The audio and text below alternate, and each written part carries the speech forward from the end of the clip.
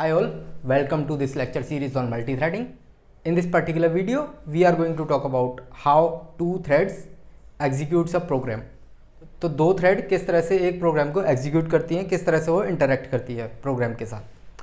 तो लेट से जब मेरा कोई भी प्रोग्राम स्टार्ट होता है एग्जीक्यूट होना, उसमें क्या होता है कि एक मेन थ्रेड होती है जिसको मैं थ्रेड टी बोल रहा हूँ, या फिर हम इसको प्रोसेस भी बोल सकते हैं, प्रोसेस, मेन प्रोसेस।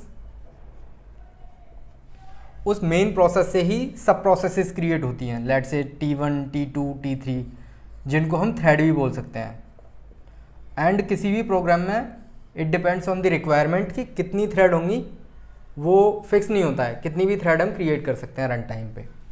तो लेट से अभी क्या हो रहा है कि मेरा जो फंक्शन 1 है, मैं अज्यूम कर रहा हूँ कि वो थ्रेड T1 एग्जीक्यूट करेगी एंड फंक्शन 2 है जो कुछ तो टास्क परफॉर्म कर रहा है, उसको थ्रेड T2 एग्जीक्यूट करेगी। तो हो क्या रहा है कि जो मेन थ्रेड है T, वो ये लाइन एग्जीक्यूट करती है, ये लाइन एग्जीक्यूट करती है, ये लाइन एग्जीक्यूट करती है, and then thread T1 function 1 को एग्जीक्यूट करना स्टार्ट करती है। And at the same time thread T2 function 2 को एग्जीक्यूट करना स्टार्ट करती है। यानी थ्रेड T1 और T2 फंक्शन 1 एंड फंक्शन 2 को एग्जीक्यूट करने के लिए CPU को कॉम्पीट करते हैं। Let say here I am assuming that we are having a single CPU, यानी कि at a time either thread T1 can execute और थ्रेड T2 कैन एग्जीक्यूट। तो होगा क्या कि लेट से फर्स्ट टाइम में थ्रेड T1 को CPU असाइन हो जाता है। तो अभी थ्रेड T1 क्या करेगी, फंक्शन 1 को एग्जीक्यूट करना स्टार्ट करेगी। लेट से लाइन 1 एग्जीक्यूट करी, लाइन 2 एग्जीक्यूट करी, एंड यहाँ पे क्या हुआ कि कॉन्टेक्स्ट स्विच हो गया।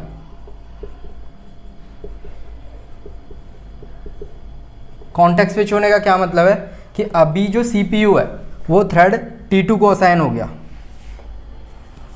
यानी अब क्या होगा, थ्रेड T2 एग्जीक्यूट करेगी फंक्शन 2 को, और जो CPU है जो पहले T1 के पास था अभी T2 के पास चला गया। अभी T1 के पास CPU नहीं है तो फंक्शन 1 को वो एग्जीक्यूट ही नहीं कर सकती। यानी इसने यहाँ तक फंक्शन 1 को एग्जीक्यूट किया था एंड देन CPU T2 के पास चला गया। अभी T2 क्या है, फंक्शन 2 को एग्जीक्यूट करेगी। यानी T2 ने ये वाली लाइन एग्जीक्यूट करी, ये लाइन एग्जीक्यूट करी, ये लाइन एग्जीक्यूट करी, एंड देन फिर से ये वाली लाइन पे कॉन्टेक्स्ट स्विच हो गया।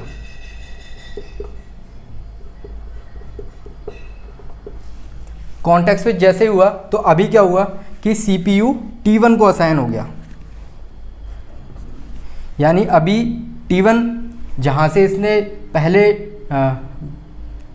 जहाँ पे इसने लास्ट वाली लाइन एग्जीक्यूट करी थी, वहाँ से फिर से एग्जीक्यूशन स्टार्ट होगा। यानी इस लाइन को एग्जीक्यूट करेगी, इस लाइन को एग्जीक्यूट करेगी। लेट से वन मोर कॉन्टेक्स्ट स्विच होता है इस पॉइंट पे, एंड अभी T2 को CPU मिल जाता है। यानी अभी थ्रेड T2 फंक्शन 2 को एग्जीक्यूट करेगी। इसने सारा एग्जीक्यूशन कंप्लीट कर लिया, एंड देन जैसे ही इसने एग्जीक्यूशन कंप्लीट किया, थ्रेड T2 ने जो CPU इसको असाइन था वो फ्री कर दिया। यानी अभी थ्रेड T1 के पास CPU आ गया।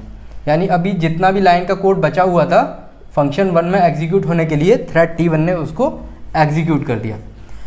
और ये सारा जो प्रोसेस हो रहा था, फंक्शन 1 एग्जीक्यूट हो रहा था T1 पे एंड फंक्शन 2 एग्जीक्यूट हो रहा था T2 पे। बट हमारी जो मेन थ्रेड थी T, वो क्या थी, यहाँ पे वेट कर रही थी कि फंक्शन 1 और फंक्शन 2 का जो एग्जीक्यूशन है वो थ्रेड T1 और T2 कंप्लीट कर ले। तो होगा क्या कि अभी जैसे ही T1 ने अपना एग्जीक्यूशन कंप्लीट कर लिया एंड T2 ने अपना एग्जीक्यूशन कंप्लीट कर लिया, तो अभी ये दोनों जो थ्रेड हैं T1 और T2, ये मेन थ्रेड में जाके मिल जाएंगे। यानी इनका जो भी आउटपुट आया है फंक्शन 1 से एंड फंक्शन 2 से, वो T2 को मिल जाएगा। यानी थ्रेड T यानी मेन थ्रेड उसको एक्सेस कर सकती है। अभी फिर से थ्रेड T जो मेन प्रोसेस है मेरा, वो फिर से कोड को एग्जीक्यूट करना स्टार्ट कर देगा।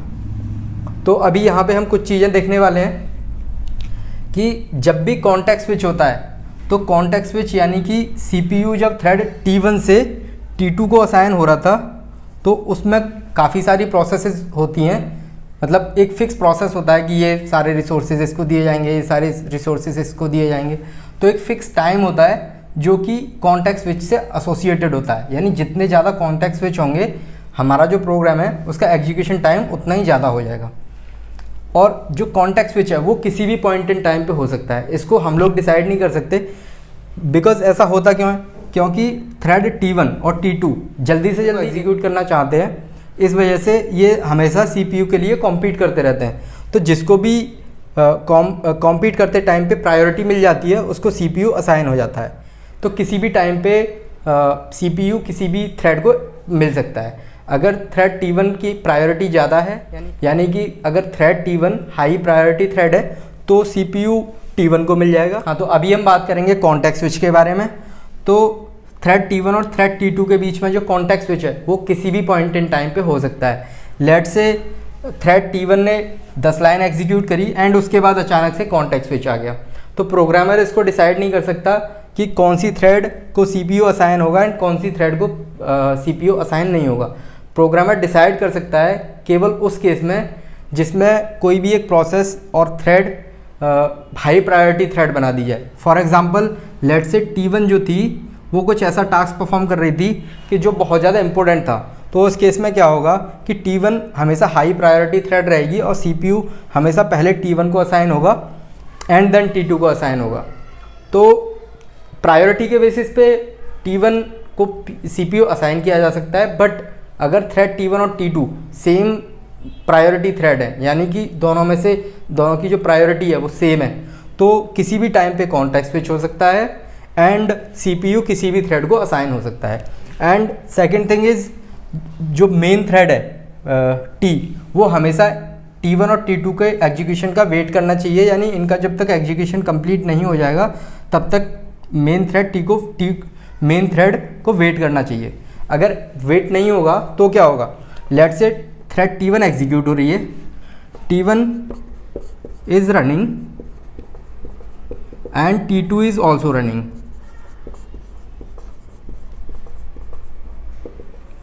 तो होगा क्या कि T1 कहीं तो रन हो रही थी, T2 कहीं तो रन हो रही थी। अभी जो मेन थ्रेड है उसने वेट ही नहीं किया एंड वो जो रिटर्न कंडीशन है उस पर आ गई, यानी कि जो मेन प्रोसेस है T वो टर्मिनेट हो गई, but thread T1 and T2 system में अभी भी अलाइव है। इनको बोल सकते हैं हम ऑर्फन थ्रेड।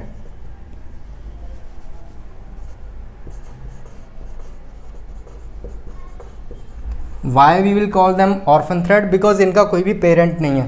पहले मेन थ्रेड T जो थी वो T1 एंड T2 की पेरेंट थी, यानी कि T जो थी मेन थ्रेड T1 और T2 के एग्जीक्यूट होने का वेट कर रही थी, बट किसी भी रीज़न से वो वेट नहीं हो पाया और जो मेन थ्रेड है वो टर्मिनेट हो गई, but T1 and T2 still system में अलाइव रह गए।